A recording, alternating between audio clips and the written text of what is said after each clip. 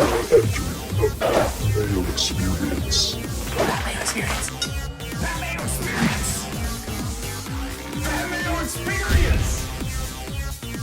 Experience. Welcome to the Pat Mayo Experience, presented by DraftKings 2021 Charles Schwab Challenge Picks Preview, one and done, plus a recap of Phil's triumph at the 2021 PGA Championship. Kiowa Islands Ocean Course. It was a weekend, I would say, to remember, because I'm going to remember that one for a while. That was an awesome weekend, and we'll get into some of the problems, but none of it actually had to do with any of the golf on the course. It was immaculate in terms of a major, one of the best majors I can remember, at least from a TV viewing experience and just being wrapped up in it quite some time. Watched basically 14 hours of golf for 4 straight days. And even at the Masters, I'm watching it on my phone. I'm watching it over here at the PGA Championship. I was just glued to the feed. If the feed was better, that probably would have made it even better. But hey, I don't want to complain too much. We got an awesome tournament out of it. I want to remind everyone out there to smash the like button to the video in the comment section. Please tell me your single favorite value in the betting market on the board at Colonial this week, because the field is pretty good. We'll run it through with Geoff Fienberg here in a minute. Want to let everyone know as well to rate, review, and subscribe to the Pat Mayo Experience audio podcast. Thank you to everyone who got into the draws last week, who consumed all of the content, shared it around, clicked on the articles. Between video, articles, downloads, podcast, whatever it might be, we had over 2 million clicks, downloads, and views, and that is a new record for the Pat Mayo Experience. So I do want to thank each and every one of you out there. I'm cracking up in my voice already. It really means a lot that you guys enjoy the content, no matter how shitty the picks may be. Lost my shirt last week, and I'm probably you too. Not everyone out there, because I do have some winners who, when they tuned into the live chat on Wednesday, I did make the proclamation that if you really want to get tricky, the ultimate game theory play would be Brooks and Cantlay, and build your teams around that. And some people actually did that, and it led to 5-figure wins. So congratulations to those guys. Happy Noonan won, took home $50K. Clay Eads won $4K, and a putt cost him a bunch of money at the end. If I think Phil, it was either Ricky missing the birdie putt or Phil missing the birdie putt on 18, cost him like $15K. So that's tough. There was also a bunch of other 4-figure winners, and with cursing Phil each and every day, there were a few Phil Mickelson tickets I saw out there. I didn't have any, but some were tweeted at me, so congratulations to everyone out there who picked up a 200 to 1, 250 to 1, 80 to 1 after round 1. It's pretty awesome stuff. Listeners League link in the description of the video and pod, fantasynational.com/Mayo, get you 20% off, and you're probably going to want to jump in on that now that we're back to regular fields. But Geoff Fienberg, at GFienberg17, is on the line. Sir, what did you make of the PGA Championship? I loved it. I thought it was great. In the end, I found myself pulling for Phil. Tim with one of the great all-time reverse curses. Make that near Custy's notes. No, I mean, even if he didn't believe it, I still believe he was reverse cursing it the whole way. And props to anybody who made the live bets. I saw it as high as 375 to 1. Pat, incredible. Even on Friday, I never would have believed it. Friday afternoon, Saturday morning. It was just magical. All the credit to him. Everybody got punched in the mouth, came back a little bit, but again, just wilted away. He probably won that tournament on Friday afternoon, though, you would say, correct?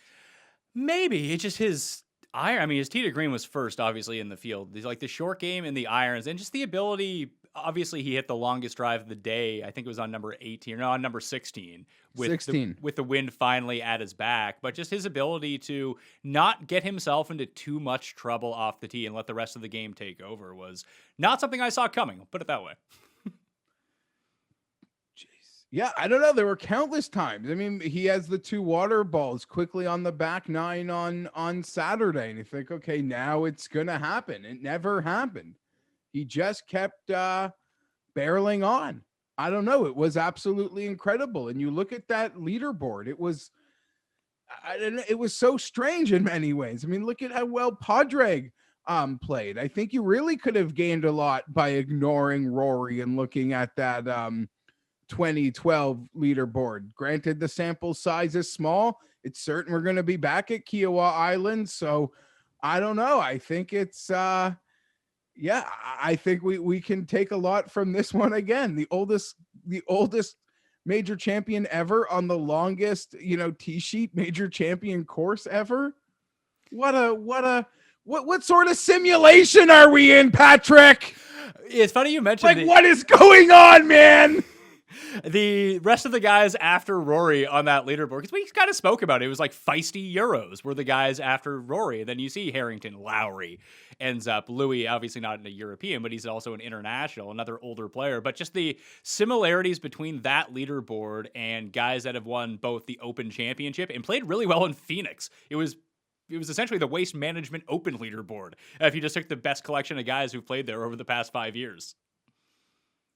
Yeah, you are not wrong. And I mean, geez, a couple of things. You're absolutely right. I discussed it on my Wednesday night show, Pat. My most profitable lineup in DraftKings, the thing that kind of almost saved my entire bacon on DraftKings, was a forgotten entities lineup that I spoke about with Cupmaker Jeff. And it included Brooks.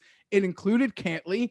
It even included Finau. Now, in my mind, he was forgotten about because he was still like, 45-1, kind of. So sort of more like it had Ricky, sort of more like an odds.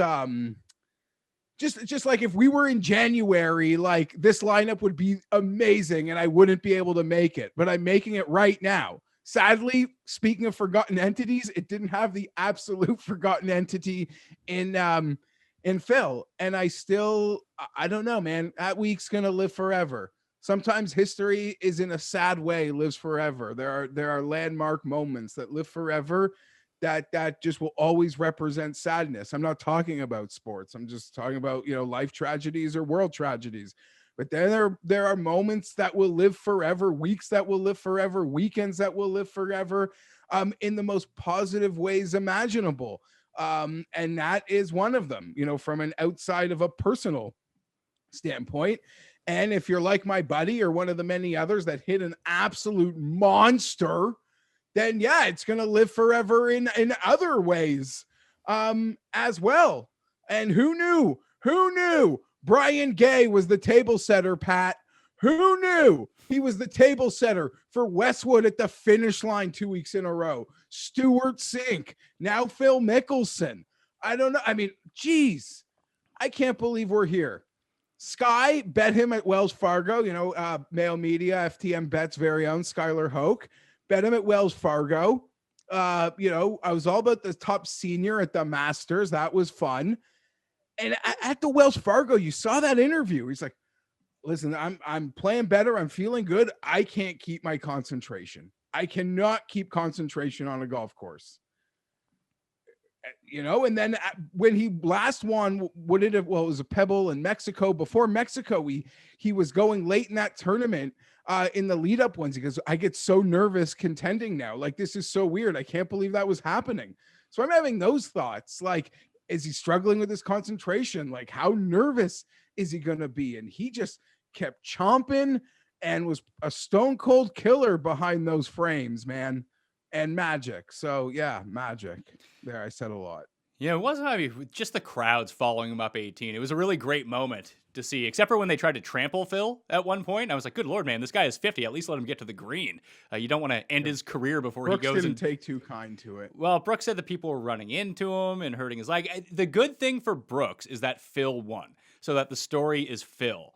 Now, if someone like Streelman had somehow won and not been like shunned by Phil when everyone was giving him high fives, which was personally probably my favorite moment. My two favorite moments were after it happened was Rom cutting Ricky in the hug line. So like that's terrible news. The number one comment I saw on it, someone tweeted it at me, was that Ricky didn't qualify for the hug line. He had to use his special exemption, so he had to go second.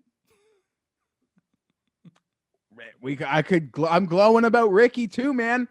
I mean, there are many angles could take this thing, and everyone like me, talks about how sort of a big of a motivator this is for Tiger. This is a motivator. For determined people in all walks of life, but any of those guys grinding on tour, from a Ricky to a Hunter Mahan, like I don't know who you are, Martin Keimer, you just keep grinding. Keep grinding. Who's next? I mean, we almost saw Furyk at the Players. We've had some like close ones, but I don't know, man. That didn't really feel real till he hit that putt early on the back nine. That he's actually going to freaking do it. Well, So- the point that I wanted to make was that Phil wins fills the story. Obviously, it's going to be one of the biggest stories in sports in 2021 that Phil won a major at 50. Oh, it was world news last night. But if Streelman wins, the talk today isn't about Streelman winning. It's about Brooks collapsing in a major again. I joked on Twitter, Pat. I guess the niche pocket of golf WWE fans isn't big enough. This was one of those tweets where I'm like, I don't really like retweeting my own tweets, so I didn't really go there this time. I feel like either people accept them or they don't, kind of. I was like, oh, Brooks, T2 to Tiger, T2 to Phil. He's no Randy Orton legend killer. Is Randy Orton still? Yeah, it didn't work here either. Guess it was a shitty tweet. That wasn't funny. Not funny. Does he still wrestle? Not funny. Pardon? Does Randy Orton still wrestle? Yeah, he's still in like the main event picture and stuff. Okay. I haven't watched in a while, despite being a lifelong fan. Yeah, listen, Brooks there again. I'm not gonna pick stones. Like people like he couldn't hold off Gary Woodland. So what, man? Winning is hard. Like I give Finau and I give a lot of losers some free passes. You think I have anything bad to say because Brooks, didn't play well?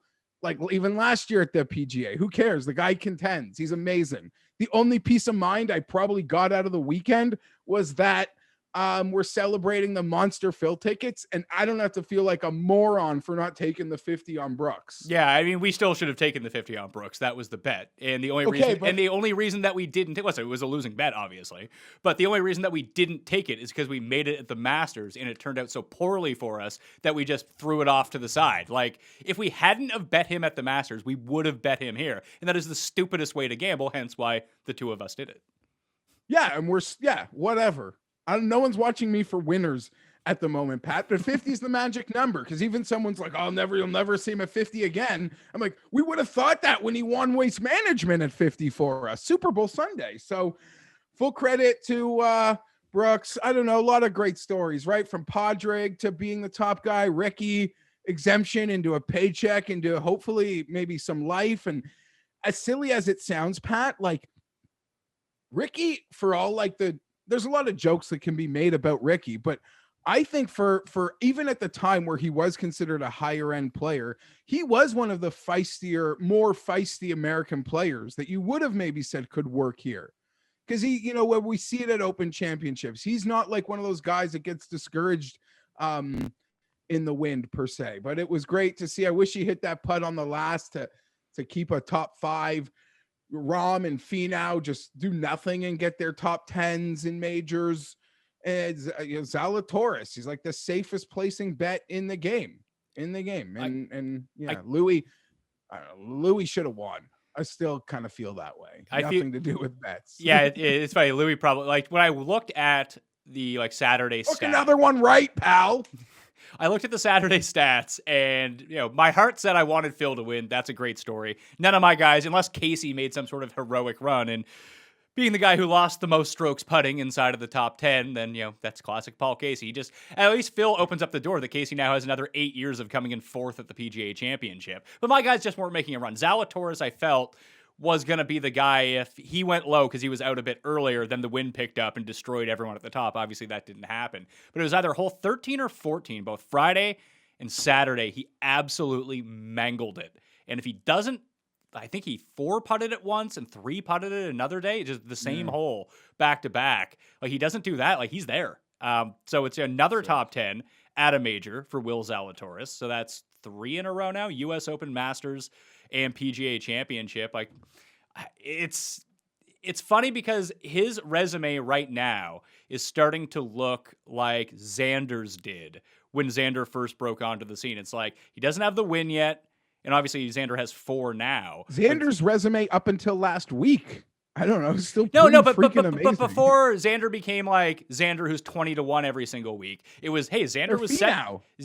Finau was open, like Xander's 7th at the U.S. Open. Oh, geez, Xander was 5th at the PGA Championship. Zalatoris is just lingering the entire time. Obviously, at the Masters, he had a chance to win. He never had a chance to win this one on Sunday, but he keeps just. Once he fine-tunes the game a little bit, he's going to be right there. And I'm starting to wonder, is he one of these guys who's just a better play at these harder field tournaments? It's really strange to say. Harder fields. I could sort of see what you're saying. Not the can the putter hold him back from a birdie party? I mean, despite the skill, he wasn't a prolific Corn Ferry winner, right? No, he was like top 5 a lot. Yeah, he didn't like have this insane, because we've seen guys be like insanely prolific Corn Ferry winners and not sort of have the success that Zalatoris is having. I don't know. I think it's funny. People want to give Zalatoris's Ryder Cup spot to Phil. Like, what's going on? Well, that's the big story right now. Like, can they leave Phil off the Ryder Cup team? It's up to me. That pick, like it almost was since we've been doing this show, the stalwarts on the team make that pick. If those guys at the very top want Phil there, Phil is there. Like, I think, I don't know. I think they like Phil more for the road games. He picks up a lot of like travel tabs. Not to say these guys have trouble paying for anything, but they always used to joke back in the day, the younger Ryder Cup players, how like Phil would like buy them nice suits and stuff. Well, and it's hard to leave him off now, because like before it would have been, hey, there's no Tiger, let's put Phil on the team. It's like Phil has 2 wins on the Seniors Tour and has yet to be competitive in a PGA event in ages. Now he has a major. Like, the case is there for him. No one's going to dispute him being on the team at this point, even if he is dog shit for the next 3 months. But he moved. Well, that's the problem. You think he can get on that team playing dog shit? I mean, there's still too much golf left. If it was just like a blip of amazingness, I don't know that he gets on the team. He would have to be, again, they'd have to bang the table for him. That being said, there's sessions. You can sit guys out. There is a place for Phil, but you could argue, I don't know, man. They've never done like the let's take a kid. Like they always would rather take the Phil than say take a Will, like to groom him, just to give him an experience on the bench. You even see it with like World Cup soccer rosters. Like sometimes they just want you to take that that young phenom who won't even see the pitch just to like get the experience. I don't know. Today I vote for Phil, but September's a long way away. I still wanted to see Spieth continue consistency to guarantee his spot, which he certainly has. And he's on the team too, you would argue. And guys are falling off the team that you might have thought might have been staples maybe. So who knows? Well, right now, Spieth is 11th in the standings. Phil is 16th. Zalatoris is 18th. But there's a couple guys who are up there from wins. You're like, oh, really? Like Harris English is currently 14th. Webb is 10th. Like Webb, I don't know if he's going to end up making this Ryder Cup team. Like Daniel Berger's number 9, Horschel's number 12, Cantlay's 13. Then you have like Reed and Finau at 7 and 8. Then you have the big 6 who are probably pretty much locked in. Like Reed is almost a guarantee to be on the team at this point, you'd have to think. Berger, probably so. Spieth, probably so. But Reed's winning Torrey Pines. He's going to be on the team. He's probably going to be on the team either way, but Torrey Pines twice in 1 year would be tough. But like, is Cantlay back now? Like all of a sudden, like the putting woes, they continue, but the ball striking was great this week.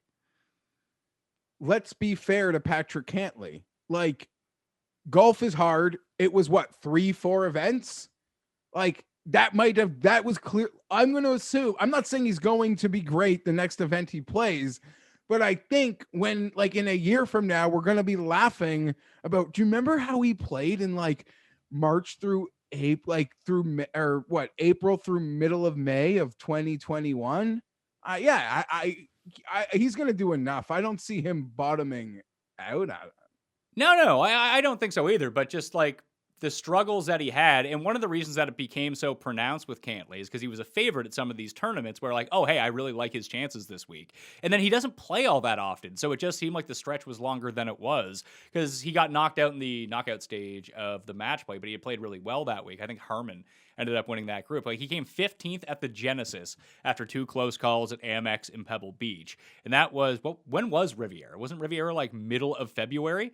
And then he played. And then what, Players and Masters? Yeah. He like was a gong show. Yeah, but and then but now we're in, like, that's 2 months though. We're from mid-February to mid-April. He played twice. Yeah, and then you tried to buy the dip somewhere where it's like, well, now this is good. And it went horrible. You weren't the only one. I thought about it. And now I don't know. Let them hang a number at Torrey like you did last week. I'll be there. Did you notice when Gary started melting down on Sunday, and this just on Saturday where he made 3 doubles? No, but he was still kind of in it, even going into Sunday, and he started off a bit hot. Under. But I think it was I want to say it was 7, because I feel like he had a bad 7, or maybe it was 2. But he hit his second shot. It was on a par 5. And he got himself caught up. It wasn't the one where he sculled it out of the mulch and came up short and ended up making double. It wasn't that one. There was another one where he played this approach shot. And he came out, and he was just like weirdly limping a little bit. Remember he had the labrum problem in his hip? It looked like it was bothering him. To me.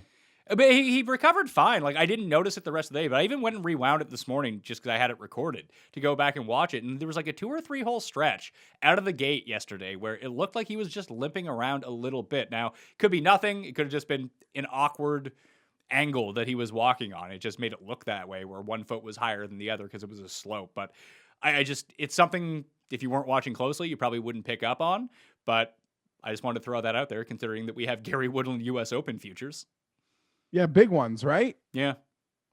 Yeah, I'm excited about it. Between how he played at Wells Fargo and how he played for the most part, despite he found plenty of landmines, as a lot of guys did. I know Tiger's win at the Masters is more meaningful, obviously, because it's Tiger and not Phil. What do you think's a bigger accomplishment? Like, what's more surprising? 'Cause I feel like this is it. Yeah. I mean, like, I'm just dumb enough and naked eye. You go by like the odds. And yeah, Tiger's odds are beaten down because there's like a public entity to it. But even if we debated what Tiger's fair odd would have been that week, what would we have said? 35 instead of 20? Like, Phil was still 100. Like, there's no, this was crazier. I feel like there's somebody, we're in a Truman Show game and nothing you do matters at this point. Like, I don't know. That's really all I can make of this. Oh, go ahead. No, I mean, there's a couple things. I don't really bet on guys ever at this age range, and a lot of them are winning, Pat. And my losing streak is kind of coinciding with winners coming from anywhere but the pocket I like to bet in. And the couple times they did come from that pocket, I certainly didn't have them. We were on such a great freaking run of that pocket hitting winners literally at like 85%, the pocket being like 25 to 40, 45 to 1. But it all started here. We didn't win at Charles Schwab. We had a bunch of runners. It was great to see Berger get off, but like, it literally felt like we won. We were so happy to have golf back. It was such a great event. Charles Schwab started the run of literally only, you say silly because Phil won, but like only really good in the moment players winning. And let's get back to that so I can maybe try to win some bets. Yeah, I'm going to scale back my approach this week in terms of bets. Probably no top 20s, no top 10s, no first round leaders. I'm just going to pick like 5 guys and bet them to win. I got to start managing my bankroll because it's getting grim. This is the worst golf betting year I've ever had. So apologies to anyone out there tailing us. Sometimes it's good. You know, if you tuned in at the beginning of COVID last year, you've about lost all that money back that we went on that sort of hot 8-week run. I don't think yet. I have. Oh. I got a few more. According to Odds Checker, we're still like in a very good total units, but the way they break it down, it can look like very grim. And I said it that freaking morning. We had 2 in a row going into Riv, and Finau could not make it happen versus Homa.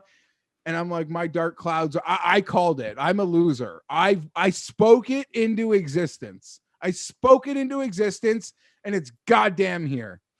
Let's go. I don't even know what to make of this betting board. So I don't even know if I can help with losers this week.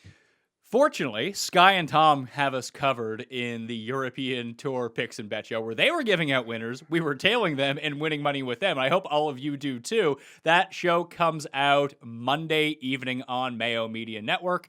So please tune into that. Sky and Tom are awesome. They've been doing really, really well with their picks over on the European Tour. It's a softer market right now on the American side, just because they kind of fluctuate the odds up and down, because a lot of American bettors who want to place bets on the European Tour just don't know a lot of the names. And I think is it made in Denmark this week? I think that's where it is. I don't know. It's something like Hummels. It reminds me of that thing that little doll Saul Berenstein stole from the printer company. What? Never mind. No, continue with that. Saul, like, you better call Saul. Oh. Remember he goes for a job interview at a printer place, and he realizes they have some valuable like Danish statue in like a chest. Never mind. Hummels. Made in Himmerland. Let's see. Yeah, Himmerland. It's in Copenhagen, so it's the made in Denmark. So I assume that means Hogard. Bobby Mack is playing, so he's back over there. He's the favorite at 12-1. But I wanted to Thorbjorn playing great, like having like 2 top 15s or something since like he started playing golf again. Yeah, but he did that in the Canary Islands with Higo being the only good guy in the field. Poor Higo, man. Tim found out who he was, and he shot like plus 10 on Saturday. Yeah. Okay. What are you doing there? Oh, shit. You got to talk into the microphone, pal. Nothing. Never mind. All good. You want me to let you finish your phone work here? Nope. I'm just seeing numbers drop. It's okay. We can do the show. We can get the numbers afterwards. I wanted to talk about the coverage very briefly because it was pathetic. And the app was pathetic. The only 2 players we saw in real time over the weekend were Phil. Well, it was Phil on Saturday only, and then it was Phil and Brooks on Sunday. And just the amount of time that they spent watching him walk down the fairway for no reason. I get that CBS is producing to a very old crowd, and they've tuned in to see Phil. But you're still CBS. You still show golf every single week, and not every week is Phil going to be winning, thus drawing all the eyeballs in to have people tune into your broadcast. So I don't understand why they're not at least creating storylines. Like the Ricky, had he have made par on 18, he gets into the Masters. Like that's a real storyline. People like Ricky Fowler, and they show us a putt 15 minutes after it actually happened. Like that could have been there's so many alternative narratives going on at the same time where you don't need to be just watching these 2 guys. I'm not saying take anything away from the 2 leaders or Phil, but you don't need to be watching them 90% of the time. And CBS needs to be building a repertoire of players that, especially because it's Phil. So I'm assuming the ratings for the final round of the PGA Championship are through the roof compared to even what they were last year when Morikawa ended up winning. So you're probably looking at like a 6.5, 7.5 rating, even going up against the NHL playoffs and the NBA playoffs at the same time. Like this was a big moment. People tuned in. This was the sports story of Sunday. And it all had to do because Phil is the second biggest face in the game over the past 30 years. Like everyone is tuning into this. My dad's texting me. My grandma gave me a call after it was done. My father-in-law texted me, "Hey, did you see Phil?" It's like, yeah, I saw Phil. This is what I do for a living. You don't need to worry about that. But we could have been like, there were times like on 7, on 8, when they're on the course, like you have guys finishing up their rounds, like Answer's finishing up his round. Morikawa's finishing up his round. All these guys who are, making really nice golf shots. We didn't see anything from Lowry or Patty. We saw Patty chip in on the par 3 to get to like -3, which was kind of live after the guys started melting down, at least for a brief period of time. But no, nothing after that. We're not going to see any drives from him. We're not going to see any shots from him. We're not going to see anything from Lowry, who ended up coming in T4. We didn't even see him all day. They're showing Louis on tape delay. I'm watching my app and I know what happens legit 10 minutes before I see it on the screen. Like, that's not what we should be doing here. CBS needs to be building a brand of guys. Like, how good of a story was it for Harry Higgs? Harry Higgs got himself into the Masters. They should have just been showing all of his shots as well. He's a character. He's someone who could be popular, especially if he stays good. But my dad and grandma who tuned in to watch Phil have never heard of Harry Higgs before. Or as Tim thought he was some British guy and he pronounced his name Harry Higgs, as we found out on Friday. But like, there's a chance to build someone up. So when he's contending at Colonial this week or wherever, people at least have some familiarity with him. I don't understand it whatsoever. For all the applause being made to the coverage, I was really put off by it, Pat. No sport alienates its real, true, hardcore fans more than golf. I said it on Friday when we were doing the Cut Sweat show. It's like, I don't know, like that show, Naked and Afraid or Naked and Alone.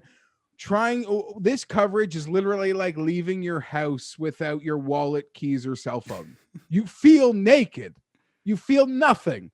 I hate to use a grim analogy, but I literally felt like a mom waiting for a telegraph on the status of her son at war. That's what this coverage was. To people that are week in, week out supporting this tour. The people that give these networks their ratings when it's not Phil, when it is KH Lee. We're the ones giving you points. So we're always shat on. We're always shat on, and we were shat on again. I can applaud, like they gave hours, but I don't know. I didn't care for it. And I'm not even talking about Sunday for me. I'm really talking about the other parts of the tournament as well. It's more than just Sunday.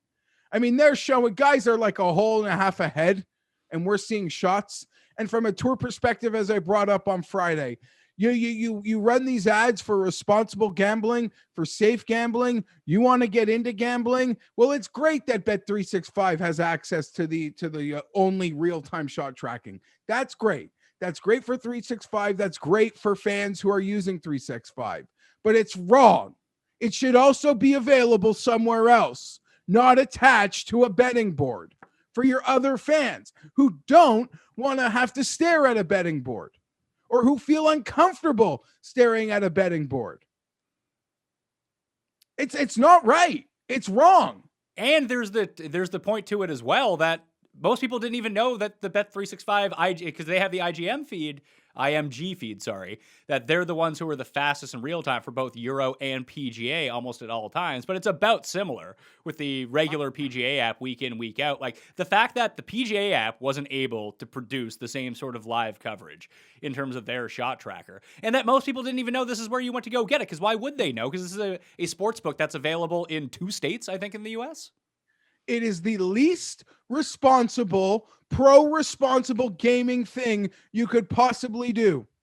I had a friend reach out to me who can afford to take losses. So I don't feel bad. He can eat losses, and he eats them. And when he wins big. But he messaged me, and he's always, just being a not, what do you call it? A disciplined gambler is a problem for him. It's a problem for him to have the discipline and the willpower. And he messaged me multiple times how he's locked out of bet, he has just these things in place, where you can block yourself out of the sites and such. Yeah. Right. Which, I guess they encourage responsible gaming. And he's like, I can't go there. Like if I go there, I'm just going to be making bets. Like I always think a guy makes a bird, he's going to win the tournament. It'd be so dangerous for me. And that was after I made my rant. This is wrong. This is a wrong place. It's great they have it, and it's a great service that they have it. But being the sole proprietor of that information, while you're on some hand trying to condone responsible gaming, shame on you. Shame on all parties. That's how I feel. I can tell you, because that's where I spent the majority of my week, was just tracking that app. That's the book that I have the best access to up in Canada right now. And that's where I have most of my money on in terms of the main book. And I probably lost an extra $150 to $200 throughout the course of the week that I just normally wouldn't be betting because I was constantly on the site. Because I can afford to do it. That's fine. And you're disciplined to a point. Other people, but your 150. But that's my point though. I am disciplined when it comes to this stuff, and just being on it for 12 hours a day, 4 days in a row, while watching the coverage and trying to track it. You're just gonna make stupid bets. And listen, it's great for them. All gambling sites should just acquire the feeds to all these sports because there is no better way to drive traffic to your site than to do this if people want to make bets in real time. But you're right, it being the only place where I can go find this information, this is not where I would have done it, because I know myself well enough that if I'm on that, it's oh yeah, I'll throw an extra $20 on Cantley at 1,000 to 1 to see if maybe he'll post a number here, maybe he'll chip in on 18, and all of a sudden he posts -4, and I'm going to make 20 grand. No, it didn't happen. You're out. You said it. I don't know. You piggybacked off what I said. I think it's they got to figure it out. That being said, we have always lamented you make a head-to-head bet. There's literally nowhere to follow your, I don't even know, Cam Davis versus Stricker. There's nowhere to follow that. for these majors, and unless it is the Masters per se, because the great job that they can do. Like, it's great that the book says, no, you can follow it, you can bet it here. We're giving you that information. A+ to the sports book. I don't actually blame the book at all. I blame the parties that allow this to be the only place that information is available. That's wrong. It's wrong. Well, there is another part of the coverage I just wanted to touch on very quickly, too, is that coming down the stretch, we saw Phil on 17, and Phil puts it into the left, and then you're like, is Phil going to be Phil? And like try to jar this from the rough? And it would have had so much more context, because there wasn't really a ton of drama down the stretch. Like, you could feel like it was tense, especially if you were rooting for Phil. It's like, is Phil going to blow this? But he had a big enough lead that he was even able to put it in the water, and it really wasn't that big of a deal. There was any drop of water to go into on the back nine on Sunday, he found the right one to go into, where he just drop it on the green and 2-putt for bogey. But at the same time, like, Matthew Fitzpatrick in a similar spot as Phil duffs it, goes over the green into the water on 17. Cantlay does the same thing about, 35 minutes before. We don't even see it on the broadcast. Like, having that in the back of the viewer's mind, like, hey, this is possible, that would actually add to the drama, wouldn't it? Because there wasn't a ton to begin with. You made some great points through the coverage where we should be seeing the late holes. Show us the players playing well. Show us them playing those late holes, so that hardened fan like you, who's dedicated his weekend to it, can see a visual of that hole. Or when a great player is in trouble on that hole, just show me that. Show me what getting in trouble on 17 or 18 will mean when 2 hours, when the goddamn leaders are there. Yeah, it's important. And it's and fun. Yes, Phil had the lead where he could make some mistakes, but he was even standing there on 17. I was part of the crowd. Like, he had 3, right? No, he had 3-stroke lead on 17T. Yes, because a birdie bogey sweat. I was like, you should lay up on 17. Just play for 4. Play for 4. Make Brooks make magic. And when Brooks hit that drive on 17, you thought something was magical. But the most embarrassing scene of the tournament, Pat, I mean, it might have been Louis' missed putt for birdie on 16 and 3-putting for par or for bogey on 17 on Saturday. That might have been it. But on 13 on Saturday, when he's just maybe finding a chance to get back in this, as Phil is maybe slipping a little bit, he hits a horrible drive on 13. Whatever, it happens. He then lays up on 13, and then he shanks it into the water. What did it? Not even his second. He laid up, and it was because he was too big of a puss. I don't want to say this, but he was too big of. He bailed out on his drive. And in the end, he left himself with a shot he had to take a risk on anyway. So I don't really understand. Sometimes these guys just delay the risk shot. I don't know. It was weird. Louis and Brooks, their putters totally abandoned them. It was painful to watch at times. Yeah, Louis more so than Brooks. Sure, but it's not like, Louis putted really poorly on Saturday. Sunday, it wasn't as big of an issue. And even Brooks was complaining that, that was the worst round I ever had on the greens. He gained stroke putting on the field. He putted much worse on Sunday. Yeah. So, and Phil and Louis both putted much worse on Saturday than Brooks. So that was just kind of an odd statement to make. But just looking at it right now, you can see why Louis has 5 seconds in majors since 2012. It's every time that it feels like he's going to win, he just does something to shoot himself in the foot almost every single time. And it's so funny that his actual win at St. Andrews was flawless on Sunday.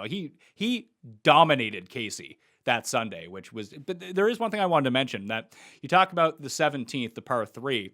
I felt like it was such a huge advantage that Brooks had honors on that, because it could really dictate what Phil did, because Brooks doesn't hit the green, or he leaves himself with a 40-foot putt. Maybe he drains the 40-foot putt and makes birdie, but it's, very unlikely. It's a less than 5% chance that he makes that putt. That if he sticks it to 10 feet or something and has a really good look, I think knowing Phil and what he's like, I felt like it would have put pressure on him to go for the pin. He might have put it in the water, but he just never had that opportunity. Listen, apparently the broadcast made it seem like when Phil put it in the water on 13, he had no idea Louis made a double, which was maybe fair. He thought he was only up 3. And it's still on the 13th hole. So like, why am I having a total bailout? A bailout shot. But yeah, I don't know. Brooks there a couple times. Brooks, what? He played the par fives. He finally birdied 16, but he doubled going into 16. He had a double, a bogey on the previous three of them on Sunday. So he'll probably look to that par five Sunday scoring for him. And just to kind of piggyback on the thing that you brought up about showing the guys out early, the point that I was trying to make was, and this is well before the leaders were out, that Webb and Horschel were playing really well on Saturday, I think it was. And why not just show them shot for shot, because they're going low anyway, and they're two, like, not like name brand players, but they're two players everyone knows who pays attention to golf. Just show them from 10 through 18, show all their shots, the good and the bad, that when we, like, 5 hours later, when the leaders get there, like, oh, okay, I know where Phil needs, like, if he's in this spot, it's going to be really bad. I saw Webb here 5 hours ago, and, like, this is a really difficult shot. You get familiar with the pin placements. That it just adds so much more depth to the story that you're just not feeling blindsided the entire time.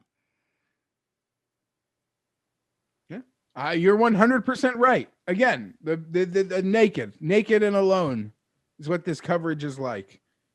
You know that I mean, I have two things. I'm always here to like glad hand the baby steps that the coverage makes, but I don't know. And I can respect Sunday. To me, I'm not even bitching about Sunday. I don't know. I can sort of buy into why this TV show wants to show you Phil walking like on all those back 9 holes essentially instead of other shots. But the timing is just embarrassing. Nobody is disrespected as much as hardcore PGA fans in sport.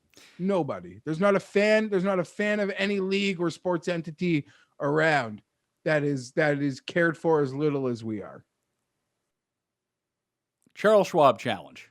Let's jump into this and talk about the golf that's going on this week.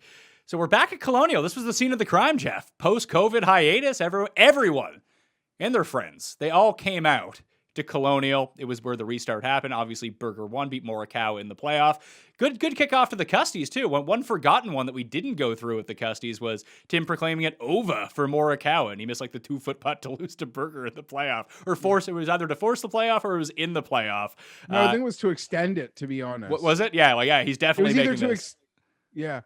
And yeah, this was there were so many guys in contention. I feel like Schauffele, Neiman, like it was a barn burner of a Sunday, and it was great. Like we didn't win a bet, but we like we're giddy like the next morning. Like we just won a bet. Like that's how much fun this event was, just to have it back and for it to be a truly great Sunday. Yeah, I believe I had Rose and Xander, and they both ended up coming in. Xander and I want to say Neiman. I don't know. I had 2 guys that I feel like just missed the playoff. I think you had Bryson because he came 7th. Oh yeah, so that makes sense. I don't know. But sounds like me. Last year there was 156 players in the field. Normally this is only 121, 122 player invitational. It is back to that this year. And a lot of people who played the course for the first time, I don't know how this is going to affect them, just like we didn't know how it was going to affect any of the players a year ago, but fans are back, grandstands are back. If you've only played this tournament last year, you don't know anything about the fans. There's now grandstands all over the places. Some of the shots that you may have played last year might not be available this year, and the quality of the field is significantly diminished, although it's still probably the second strongest field in the history of this tournament, at least since I've been covering golf in, let's say, the past 15 years, because you do have some pretty big names at the top. And it's one of my favorite courses, just like I like Harbour Town, I like Sedgefield, I like Eastlake. It's one of these courses, Geoff, where everyone can contend. Like, you don't need to be a bomber, or you don't need to be the most accurate player. You need to hit irons, and you need to hit these very small greens, and you need to make your 15-foot putts. You do that, you're going to win. Ask Kevin Na. I was on that. That was great. That was like 50-1. He's even higher this week, I think. Yeah, I know. And he just won. I mean, when you look at the corollaries, I just kind of mentioned them. Sony, Heritage, Sawgrass, Wyndham would probably be Sedgefield. Yes, Wyndham would be like the 4. And Na's already won at Sony this year. Yeah.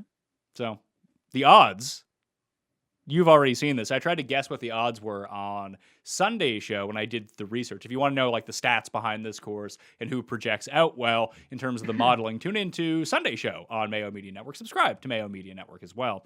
I predicted that Thomas and Spieth would be the co-favorites at this event. At 10-1, I was wrong. Spieth is 9-1. Justin Thomas is 11-1. Morikawa is 14. The defending champ Daniel Hauscherberger 16-1. Answer is 18. Finau's 18. Reed's 18. Rose, Scheffler, and Big Will Z. Wills all 25-1. I haven't bet anyone up here yet. I was thinking about betting Zalatoris at 25-1 just because he's just a new guy that I'm betting all the time now. Yeah, I gave that a thought. It kind of struck me as a little strange. Would you say this field was harder or easier than the Heritage field, if you could quickly remember? Harder. The week after the Masters. Harder. This is harder? Yeah. Because the week after the Heritage, Will was like 30-33. And I thought the books were begging you to bet it. Like, bet it. Like, we want you to bet it. Because you just watched this guy be cool and new and amazing at the Masters. And yeah, coming in 25 feels fair. I've made no moves here. I was really tempted quickly. A book I have access to posted a 15 on Justin Thomas that I probably should have just blindly smashed. And instead I just like stared at and like, should I do it? Should I not do it? And then they realized they made a mistake and quickly put Justin back to his drop down odds. I'd rather bet, well, it's Texas, so I don't want to say I'd rather bet Justin than Jordan. Don't see myself betting any of them. Answer, I mean, he did what he did yesterday, Pat, this finish off of leading the field in what, strokes gained tee to green at Wells Fargo, or strokes gained approach at Wells Fargo, where he played out of the hard wave. Texas, it feels short. I could always eat a Finau at 22 potentially because I'm stupid. Yeah, like this was the beginning of a really nice run for Answer last year. I think he gained almost 7 strokes tee to green coming out of the break. I think that he led the field at the Heritage the week after. So he's in the middle of this really nice run right now, and the odds have been beaten out of it. People are just waiting for Answer to get his win. I completely agree with it, but I'm just going to take the better priced Answer in the next range. I've actually already made that bet. So when we get to that range, I'll tell you who it is. But yeah, Zalatoris has the most interest for me right now of these guys at his price. Like, obviously, I think that Spieth is better and Spieth has a better chance to win. Does he have 3 times a better chance to win? I don't think so.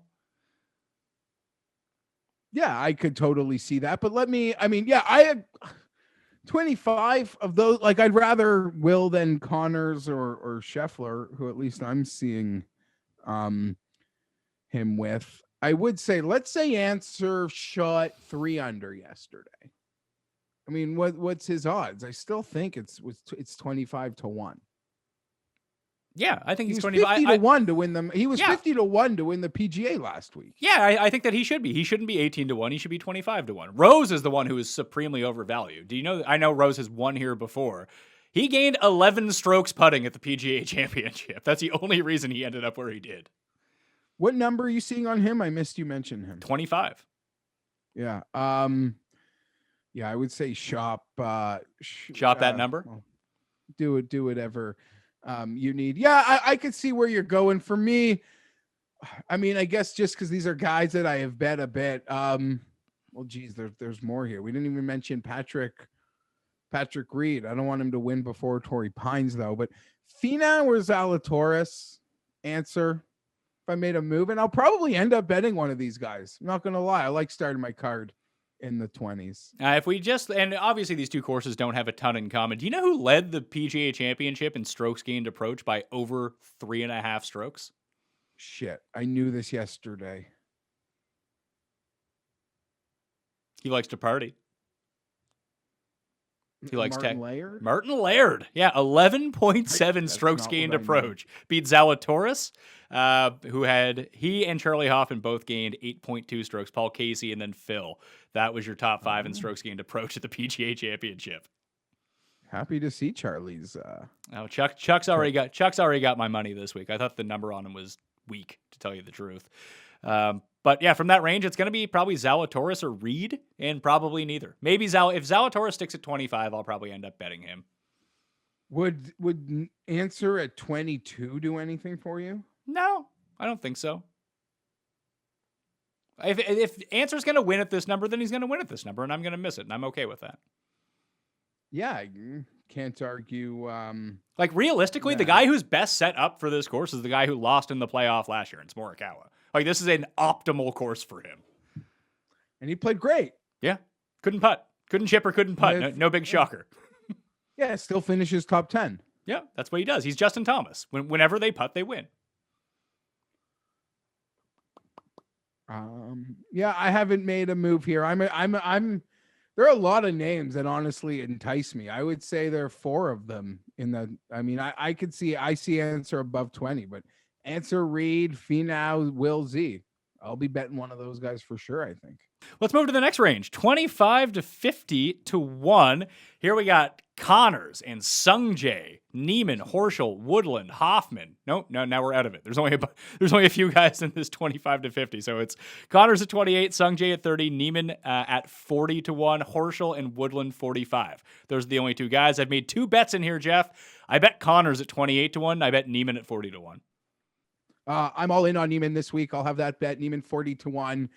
Seems definitely maybe my favorite guy going beyond 25 to 1 in front of 50 in this field, which is a range I really do like to bet on. And Neiman stuck out quickly out of the gate. So Neiman 40 to 1. Happy to see you're on Connors. Happy to see they've pushed Connors back a little bit. Last time we were in Texas with Connors, he had the same number as Patrick Reed, and I wasn't standing for any of that. But if they want to flirt with Connors around 30, I think that's fair. Maybe there's a decision I'll make between Connors or Sungjae. But really right now, the only guys I've bet on Neiman and in front of 50 beyond 25, the other guy, I don't know. I'm a sucker for Woodland. I think I bet him a lot. And I think flirting with 50 could be really fair, but I'm not ready to pull any trigger there. Woodland's interesting. I didn't even really give him much consideration, despite the fact that he had just played really well through 3 rounds at least at the PGA Championship. And played great at Wells Fargo. Yeah, and it's a short course, and that's generally where we like him. Although he did play well at 2 really long courses in a row. Historically, this is where we tend to like him. I don't know. Like, I got room for someone else, obviously. Just with Connors, he has to take advantage of this good putting, and it's reverted back to not the levels where he's like legit bad, but he gained in 5 consecutive tournaments on the greens. He had never gained in more than 2 in a row at any point of his career. So maybe he's just reverting back to the mean right now, but the way that he's striking the ball, I mean, I talk about how Colin Morikawa is essentially like Justin Thomas when it comes to ball striking. Connors isn't far behind those guys. He's on their level right now. Scary. It's great. You love to see it. Still think under 30, I would be pressed to eat points or take more points. By eating them, I mean, like, I know you've bet both, or you're looking at Willie also. So you would already be there. I'm dumb enough to think I'd rather eat some and go get one of those guys in the short 20s. But I'm here for Connor's win. Sort of like you said with Answer, though. Connors, anything like under, I don't know, in this range, I could miss it. I won't feel upset about it. I'll just be happy for him. And maybe they'll make more donuts here. Yeah, maybe. I'm not usually on him all that much. Like, I haven't been betting him, despite the fact that he's one of the guys I used to love to bet all the time when he was a long shot and he would never play well whatsoever. Now he's playing well. He's at shorter odds. I just kind of see things setting up. And the reason why I kind of link him and Neiman, and Answer is the sort of other prototype guy like Connors. Neiman obviously hits it a lot farther. But around the green here, at least in terms of contributing to the top 5 and top 10, means relatively little. That doesn't mean you can be bad at it. But if you're constantly forced to be getting it up and down and making pars, that's just not going to cut it at this course. Like, you need to be hitting the greens in regulation on these small greens, 2 putting or 1 putting. That's just the way that it's going to go. So if they're relying on their bad short games anyway, they were never going to win to begin with. So I'm not too concerned about that aspect of their game coming back to bite them in the ass. Now they're going to be like leading on the 71st hole, needing to get it up and down, and they won't do it because that's just the way my year's been going. But going into the week, that's not that big of a concern for me. So like I said, if they have to rely on it, they weren't never going to win anyway. Yeah, I can't disagree with any of that. It's strange though. It's a very quiet, like 30 to 40 to range is almost non-existent. So we'll see. I guess that means I might be making a couple moves in the 20s and then the rest of Neiman and then a few beyond 50 is what I'm feeling at this moment as I'm mapping out my card in my head. 50 to 100 to 1. I've only put down one play so far in here. And it's almost like the very top of the board where there's a couple names that I can most definitely get in on. But I don't know if I'm going to get there. Charlie Hoffman at 55 to 1 was the one guy that really stuck out. Just the way that he's playing. We're back in Texas. He had a really nice week at the PGA Championship. Again, he kind of fits that ball striking mold that I'm looking for here. He's going to get hot with his irons. He's going to drive it okay. Can you catch a good putting week from Charlie Hoffman? And I'm going to say yes, so I'm going to bet him. I could be here for the Chuck Hoffman victory. He's a form player. The form really does continue. I could give a free pass if I like a guy to sort of having his blow up moments on the weekend at Kiowa, sort of like Woodland, Pat. Like I can look past like a consortium of ugly holes. It's not going to stop me from betting you. We're in Texas. He's a form player. He's holding on to his form. A couple other guys though. Griot feels like he really does work here, Pat. I know it's always a big ask to feel like you got to get the Griot victory. A few names also in front of 100. This might sound like silly, but majors usually break Sergio, but he could be pretty good in the non-majors, and we're at Colonial, and I'm seeing him flirting 65, 70 to 1. And Phil could have given him a good kick in the ass. And then there's always Si Woo, Pat, who I'm seeing at a 90. Yeah, I rebet it. Of course. So those are the guys. And we could talk more. Ryan Palmer, Texas, 80. Normally we're in Texas. Ryan Palmer's like 35 to 1. So now here's an opportunity maybe to bet some Ryan Palmer at a good number. Or you could bet the Ryan Palmer within each way. That's not my style, but the number is so big. Normally, again, he's like half of this in any Texas event, or like at least flirting with the 50. And Kuchar, I don't know why I got this Phil thing in my head. I just said Sergio, but he's been playing really well, really consistent. You mentioned all sorts of guys can win here. So I got another name past 100, but from 50 to 100, those would be the names that have stuck out to me at the moment. Just looking at the ball, like I said, this range is kind of packed with not necessarily the same guy, but all guys I can kind of create their path to winning. I think the one for me it's going to be, like I said, I'm on Hoffman at 55. I just bet Si Woo at 90 because I'm going to bet Si Woo at 90. It's Kokrak at 60 that really sticks out to me. Kokrak, Tringali, Harmon. There's a lot of guys playing that have had really good, strong, consistent seasons that we're getting a lot of hype not too long ago that are coming in north of 50 to 1 at a course that we saw historically really reward guys over in this 50 to 100 to 1 pocket. How about your boy, former winner at Colonial, Chris Kirk? I have 125. Are we there yet? No, I saw him at like 80, so 125 is a much better number. Yeah, maybe they've already been dropping it, but yeah, go. I bet 125 to 1 Chris Kirk today. I'm sad to hear it breaking because that would have been, I could have free rolled the whole week on a Chris Kirk top 20 at his 125 to 1 number. So that's the triple digits that I have invested in, Pat, and it's still available at a cross-border site. Okay, and like even guys that we didn't touch on, Wallace, Kevin Na, Streelman coming off a good week. Maybe Phil will go back to back. Yeah. What Phil?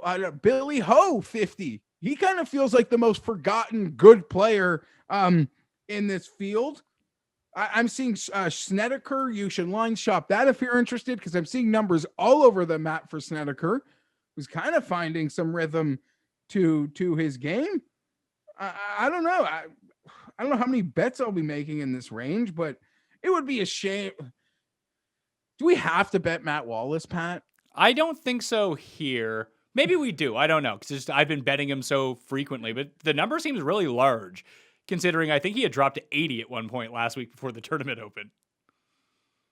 Yeah. I don't know, right? Kind of feel like I might have to. Siwoo was like 80 to 100 last week. I know we've already mentioned you've already bet it. I'm certainly going to bet it. I've named every name that would have maybe I would potentially have interest in front of 100. They're not for me, but I think this there've been a lot of people who have maybe from the DraftKings or other elements been very happy with the production of Streelman and Tringali.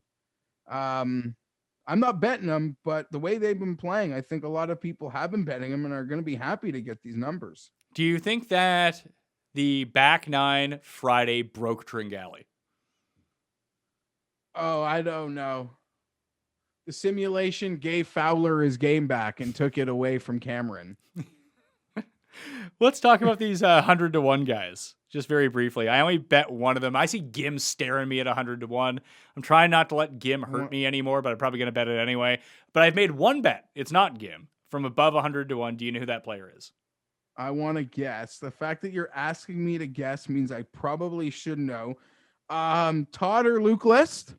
It's not. So if I describe this course to you as a short course with smallish side greens, what would you say about that then? Who's the guy this year who's only played well at that particular style of course? Oh, I know exactly who it is. He's the specialist. Pebble Beach, Heritage, introducing Mav McNeely. Mav McNeely is the name. 150-1. Played it with the each way. It seems like the books are kind of on it too, because for a guy who's made 4 of 10 cuts this year, the fact that he isn't like 500-1 is really jarring. But then you have these two finishes, second at fourth at pretty decent comp courses to this place, like Burger One Pebble, Burger One here. Like I can see that Pebble Beach is somewhat of a similar style of course, small greens, short course. Obviously it's different grass types. You're going to need to putt a little bit better, but even going back and looking at McNeely the past 2 years at Colonial, he's made the cut both times and he's gained on approach both times. And gaining on approach is not something he does often. Yeah, I mean, there it is. You have, once you profile this course to be a comp to Heritage and Pebble, go all Mav. I don't know if I'll actually get there with the bet though, but I do see it. And in sort of looking in this range, seeing you're right, Mav McNeely feels short. Like for what for how well he's played at these types of courses, you could think what you want about the guys that are 150-1 that I'm staring at. Mav McNeely is far less accomplished than any of them, be it a Taylor Gooch or a Dylan Fratelli, Kyle Stanley, Adam Hadwin. But it is Fratelli, 151, who, looking for that McNeely number, did catch my eye. It was seemed to have a bit of a rough go of it at times at the PGA, but he's always a guy that's underrated, getting like, oh, it's Texas. Let's not forget about Dylon.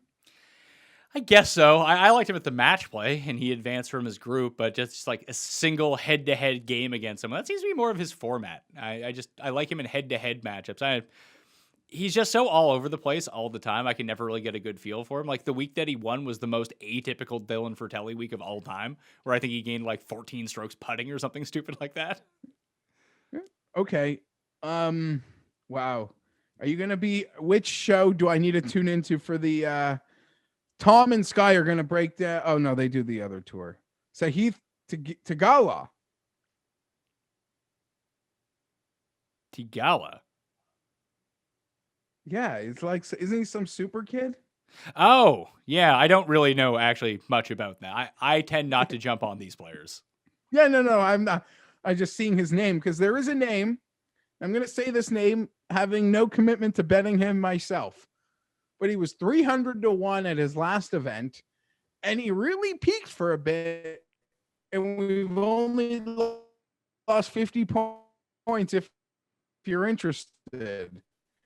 Rafa Cabrera Bello. No, your connection was unstable. I think you started to talk about Rafa Cabrera Bello, and the internet just wouldn't let you put that out into the ether. Yeah, that's what happened. He was 300-1 for that last event. And he, what was he, first round leader? I don't know if he even ended up being first round leader. He was like -7 through 7 holes, though. Shit. Okay, so Rafa played well for, we'll call it 180 minutes a couple weeks ago. He's 250-1. I don't know how I'm going to build this card. The only bet I have is Neiman, but I'm interested in a couple in the 20s. and a couple from like 50 to 80. All right, well, let's do the quick picks then and see who we're in on already. Of course, you can always subscribe to the Mayo Media newsletter. It's under Wednesday evening. I'll have out the full picks, any updates, that kind of thing, along with Jeff's one and done, and maybe even where you can find some of his links. I'll put those in this week as well. For me, I got Connors at 28, Neiman at 40, Hoffman at 55, Kim with the each way at 90 to 1. And Maverick McNeely 150 to 1 with the each way. Those are the 5 that I'm in on right now. How about you? I have bet Neiman, I have bet Siwoo at 90, and I have bet Chris Kirk at 125. So Dad's got a lot of room to play. I have an answer at 22 and a Finau at 22 that are staring at me. One of those or Willie Z will be on the card, if not 2 of them. And what else did we say we liked? Griot. I'm dumb enough to maybe be interested in Griot. Okay. One and done. That's where we are. My one and done, Pat. Yeah. Because I maybe sense it's an opportunity. I'm going to use Justin Thomas. Okay, Justin Thomas in the one and done. Tim has Anderker's poor Abraham answer this week. I'll use Corey Connors as my one and done. You want the bets I've made? You want to just read them off? You can read them off? Sure. I bet Neiman, Kirk, and Siwoo. But so that obviously leaves me lots of room to bet some 20s. All right, cool. All right. Thanks for stopping by. Yeah, no worries. Later, boys. All right. I'm Pat Mayo. You can follow me at the PME on Twitter, fantasynational.com/Mayo to get yourself 20% off. Listeners League link in the description. Smash the like. Give me your favorite value on the board. And I apologize for some of the internet problems that we were having today. We'll get those sorted out by tomorrow when DJ Jazzy Jeff Ulrich is on the show breaking down the DraftKings side of the Charles Schwab Challenge. He had to come back on after touting KH Lee 2 weeks ago. I have to apologize for not following along with him on that. So for now, I'm Pat Mayo, and I'll see you next time. That Mayo experience! Experience!